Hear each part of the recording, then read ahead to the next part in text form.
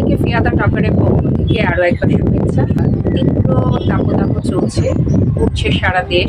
তার মধ্যে দক্ষিণ পশ্চিমাঞ্চলের চুয়াডাঙ্গা, সেই চুয়াডাঙ্গার তাপমাত্রা আমরা জানি আজকে 29 এপ্রিল, সেখানে আজও রেকর্ড পরিমাণ তাপমাত্রা। একই সাথে এই তাপমাত্রা মে মাসে আরো বাড়বে বলে পূর্বাভাস দেয়া হচ্ছে। শুধু চুয়াডাঙ্গা নয়, পুরো দেশেই এই তীব্র তাপদাহের প্রচন্ড রকম অসহায় হয়ে পড়েছে। বিশেষ করে যারা খেটে খাওয়া মানুষ, যারা পথে আছে, তাদের কষ্টগুলো চিন্তা করেন। রিক্সা চালক, যারা গাড়ির ড্রাইভার, যারা ভ্যান চালক, ট্রাফিকরা, যারা পথে কাজ করছে, এদের দিকে একবার যদি তাকান দেখবেন যে কি পরিমাণ চোখে মুখে তাদের ক্লান্তি।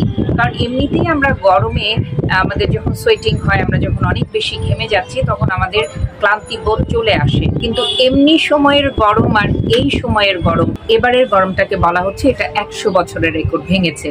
তো এই গরমে আমাদের প্রত্যেকটা মানুষের যে যার জায়গায় আছি সেখান থেকে মানবিক হওয়াটা খুব বেশি প্রয়োজন। আমরা সবাই যদি একটু এগিয়ে আসি, বিশেষ করে খেটে খাওয়া মানুষদের জন্য আমরা যে যার জায়গা থেকে একটু সাহায্যের হাতটা যদি বাড়িয়ে দিই। সবসময় যে অর্থ দিয়েই সাহায্য করতে হবে তা না। এই গরমে আমরা যদি কাউকে কিছু স্যালাইন কিনে দেয়া, কিছু পানির বোতল দেয়া, ঠান্ডা পানির ব্যবস্থা করে দেয়া, এবং হতে পারে আমার বাসার সামনে কিংবা আপনার বাসার সামনে একটা পানির ব্যবস্থা করা, যে এই গরমে যারা পথচারী আছে, যারা যাবে, সেখান থেকে একটু পানি খেয়ে তারা যেন কিছুটা হলেও তাদের ক্লান্তি কমিয়ে, তাদের অস্থিরতা কমিয়ে আবার কাজে ফিরতে পারে। এই ব্যবস্থাটুকু আমি আপনি করতেই পারি। খুবই ভালো একটা দিক যে অনেকেই এই উদ্যোগটা নেওয়া শুরু করেছেন। আসলে চারিদিকের যে অবস্থা, তাতে করে উদ্যোগটা শুধু একজন দুইজন নয়, একটি দুইটি সংগঠন নয়, যে যার জায়গা থেকে নেওয়ার সময় এসেছে। কারণ আমরা এর আগে গরম ফেস করেছি, এই রকম গরম আমরা কখনো ফেস করিনি। আমি স্টিল যেখানে দাঁড়িয়ে, এটা আমার 14 তলার ব্যালকনিতে, এখানে এখন বাতাসও হচ্ছে, কিন্তু বিশ্বাস করেন এমন গরম বাতাস যে এটা মনে হচ্ছে যে আমার শরীর যেন পুড়ে যাচ্ছে। অথচ এখন কিন্তু পড়ন্ত বিকেল। এই পড়ন্ত বিকেলে আমি এমনি সময় যখন এই জায়গাটায় আসতাম, তখন চারিদিকে তাকালে দেখতে পারতাম যে ছাদে ছাদে মানুষ, বাচ্চারা হয়তো ওই স্পেসটুকুর মধ্যে খেলছে, কেউ মোবাইলে কাজ করছে, কেউ গল্প করছে, কেউ গান শুনছে। এখন ঠিক এই মুহূর্তে আমি যে দিকেই তাকাচ্ছি, সেদিকেই দেখছি যে একেবারেই ফাঁকা, অর্থাৎ মানুষজন কোনোভাবেই ছাদেও আসতে পারছে না। তাহলে গরমের তীব্রতা কতটুকু, এটা বলার অপেক্ষা রাখে না। আমি আপনি সবাই এটা অনুভব করছি। যথেষ্ট পরিমাণ বাতাস হচ্ছে, বাতাসে আমার ক্যামেরা জার্ক করছে, কিন্তু বাতাসটা গরম। আমরা কম বেশি সবাই এখন অফিস, আদালতে, বাসা বাড়িতে যার যার সামর্থ্য অনুযায়ী এসিটা অনেক বেশি চালাচ্ছি।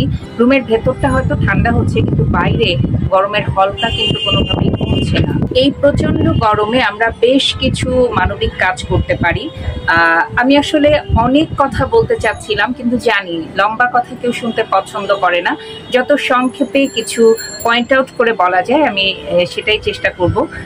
যেমন এক হচ্ছে যে আমরা পথচারীদের প্রতিও যেমন মানবিক হব, একই সাথে আমার হেল্পিং হ্যান্ড, যে আমাকে সাহায্য করছে, আমার বাসা বাড়ির কাজে সাহায্য করছে, আমার বাসাটাকে পরিষ্কার পরিচ্ছন্ন করে দিচ্ছে, তারা যেন অসুস্থ না হয়, তারা যেন এই গরমে ভালো থাকে, তাদের দিকে খেয়াল রাখা। কিভাবে খেয়াল রাখতে পারি?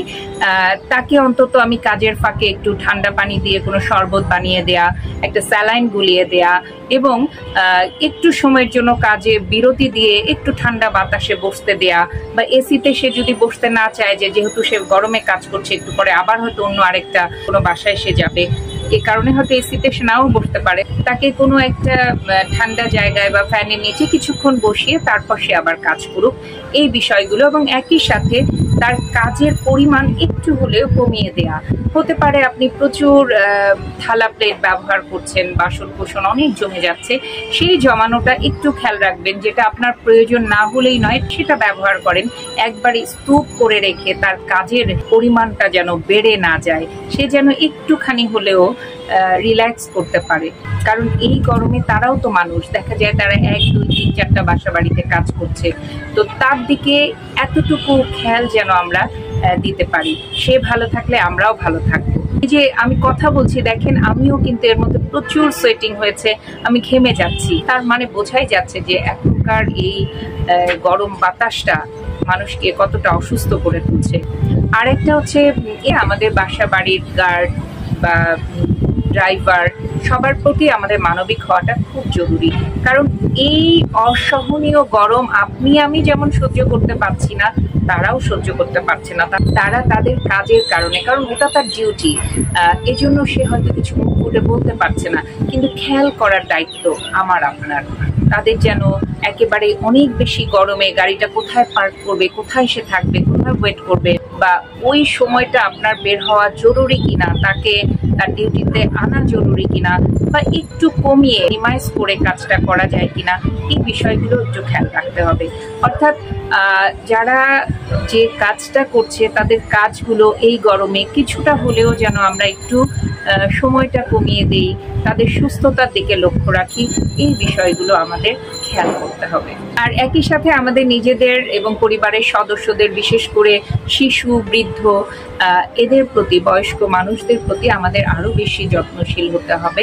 কারণ তারা হয়তো গরমটা ওইভাবে সহ্য করতে পারছে না, তাদেরকে কিভাবে ভালো রাখা যায় সেই বিষয়টা একটু আমাদের মাথায় রাখতে হবে। আর নিজের প্রতি তো অবশ্যই যত্ন নিতে হবে। পরিবারের সবার জন্য খাবারের ব্যবস্থাটা এমন হতে হবে যেটায় আমরা যেন গরমে অসুস্থ হয়ে না পড়ি। অতিরিক্ত মশলাযুক্ত খাবার আমাদের অ্যাভয়েড করতে হবে। সেক্ষেত্রে আমরা শাকসবজি, ভেজিটেবলের পরিমাণটা বাড়িয়ে দিতে হবে আমাদের খাওয়ায়। একই সাথে লিকুইড টাইপের খাবার, লেবু শরবত, স্যালাইন, বেলের শরবত, এরকম অনেক ধরনের ফ্রুটস আছে যেগুলো খুব সহজলভ্য, তরমুজ, এই জিনিসগুলো যেন আমরা এই গরমে অন্তত খাবারের তালিকায় রাখতে পারি।